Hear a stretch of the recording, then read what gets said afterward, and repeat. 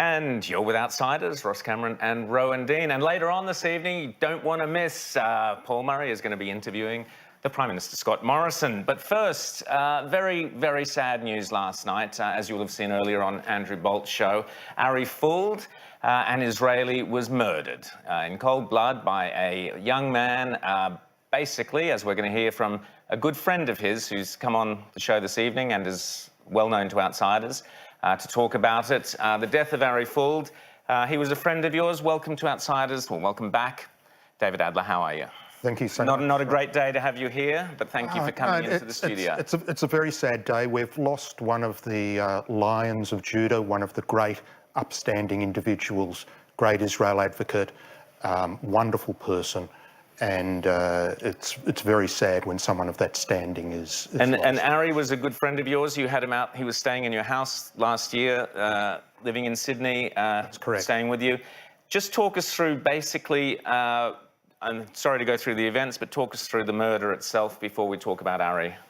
Well, there's not much known about the murder at this stage.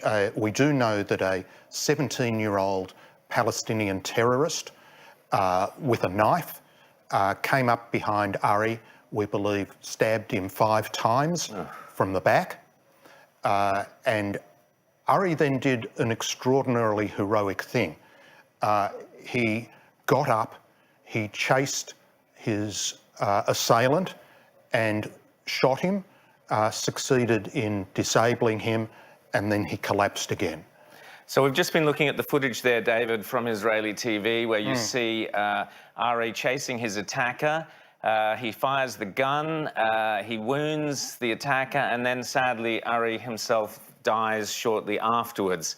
The young man, the Palestinian, is arrested. Correct. And I believe is in hospital. But the truly horrendous, well, even more horrendous than the actual murder is the fact that, of course, the young Palestinian man is being paid to do this and his family will be rewarded. Talk us through that, David.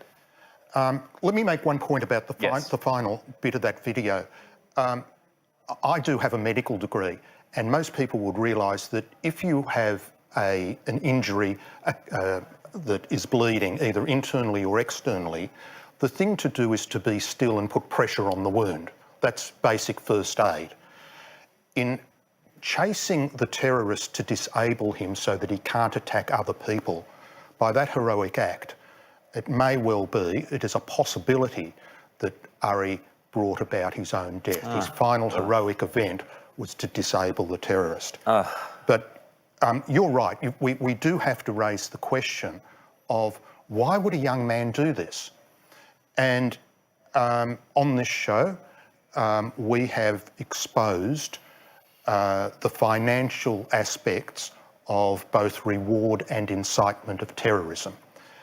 Through the UNRWA schools, These are the United Nations funded schools? Correct. What is UNRWA? Just remind us the acronym. It's United Nations Relief and Works Agency.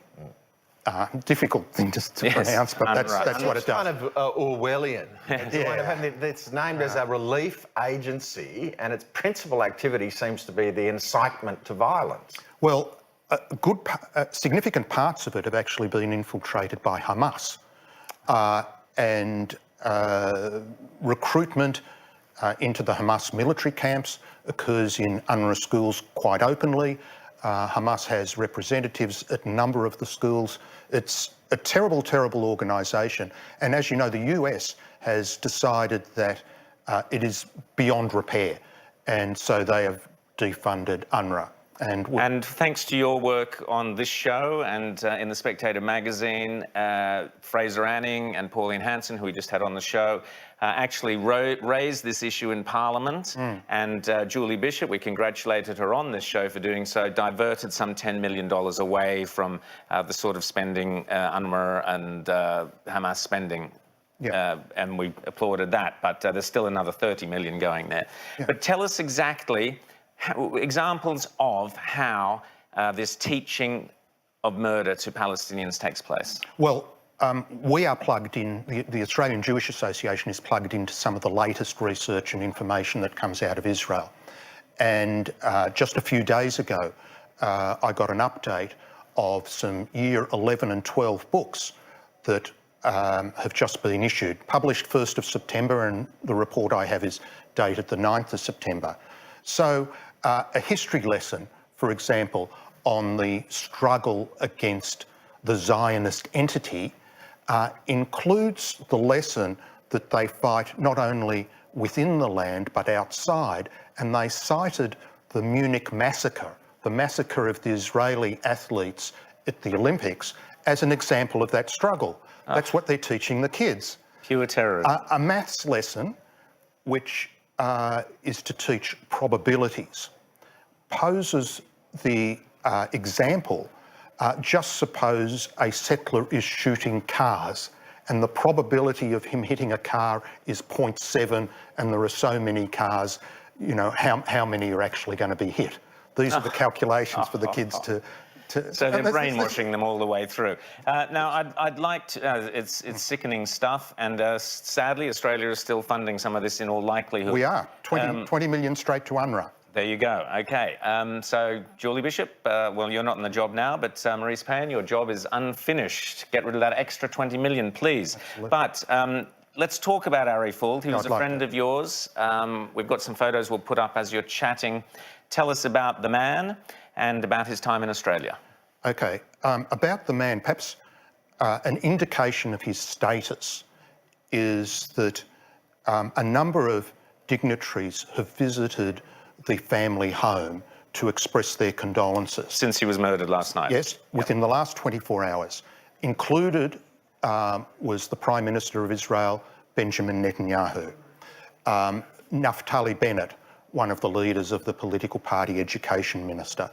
Bezalel Smotrich, a leading conservative politician in Israel, have actually gone to his home to express condolences. Right. The American ambassador to Israel, appointed by Donald Trump, David Friedman, has issued a statement praising the work of Ari Fuld, the World Jewish Congress. So tell us about his work. He's quite a remarkable person. He had outstanding services in the IDF. Israel Defence Force, yep. Correct. And then he has continued as a reservist. But he's supported his brothers in the field, and the way he's done that is he's been Associate Director of an organisation called Standing Together, which delivers to the front line, no matter what the danger is, supplies that they might be short of, gives them, you know, some luxury foods, some bits and pieces. I actually have brought a couple of gifts for outsiders that are the sort of things that he delivers. We have a cap and a T-shirt. Let's have a look. You want to have a look? Okay. Okay. This is a genuine IDF cap. Yep. On the back of it is the Standing Together logo. Right. So we have one of these, and you guys can fight over these or flip a coin. This is one of the IDF T-shirts, and placed on it is the Standing Together logo on the T-shirt. You can flip a coin as to who gets who, but gets which. But so you do that. But then he had a great talent for advocacy, and he would appear in the media. He had his regular radio program. He'd appear on television regularly, also debating anyone. There was a show in Israel called Frenemies, where Ari Fuld represented the conservative view, and they would roll up the most outrageous leftists they could find, and there are many of those around, as you know, and they would debate. I mean, he would tackle anyone. So he came to Australia in November. Very short notice, we found out, and we organised 4 events for him in Sydney and Melbourne, and he got an enormously positive response. So you haven't told me yet, David. Explain to me his basic message. What was his message? His advocacy was for what? This is a man of great principle. He understood his country, he understood his culture, and he expressed his love for both.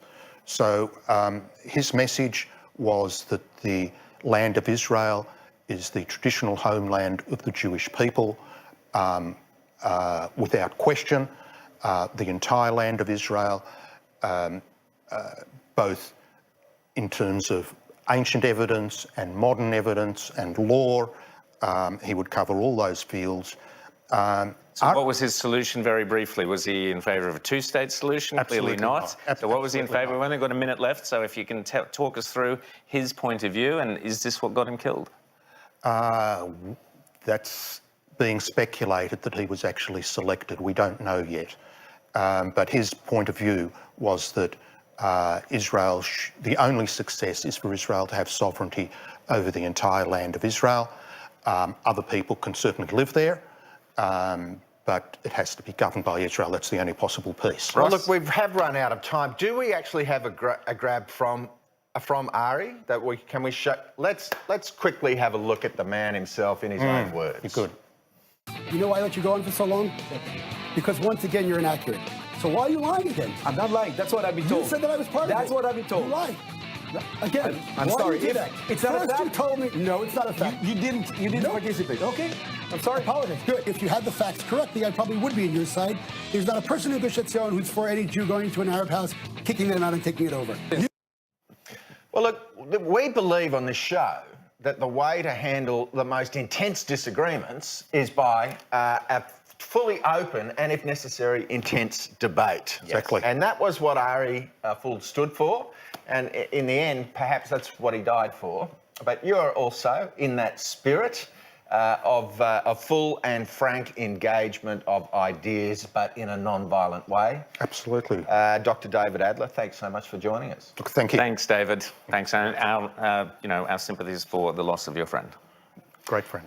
We'll be taking a short break while we fight over the hat, and we'll be back in a tick.